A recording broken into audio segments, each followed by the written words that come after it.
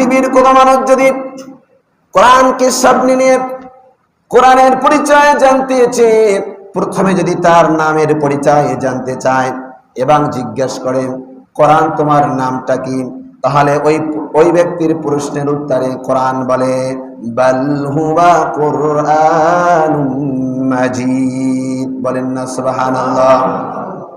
এরপরে যদি পৃথিবীর কোন মানুষ কোরআনকে প্রশ্ন করে কোরআন এই পৃথিবীর বুকে আসার পূর্বে তুমি কোথায় ছিলে, তোমার স্থান কোথায় ছিল, তাহলে ব্যক্তির প্রশ্নের সাথে সাথে কোরআন উত্তর দেয় ফি লাউহিন মাহফুজ। বলেন না সুবহানাল্লাহ।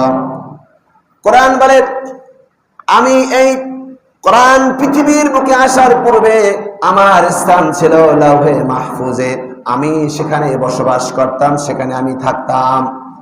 এরপর কোরআনকে যদি কোন ব্যক্তি প্রশ্ন করে কোরআন তুমি তো লাউহে মাহফুজে থাকতে, তোমার বসবাস তো লাউহে মাহফুজে ছিল, তাহলে তুমি যে দুনিয়ার বুকে আসলে কার পক্ষ থেকে আসলা, কে তোমাকে পাঠিয়েছে, তাহলে কোরআন সাথে সাথে উত্তর দেয় তানজিলুম মির রাব্বিল আলামিন।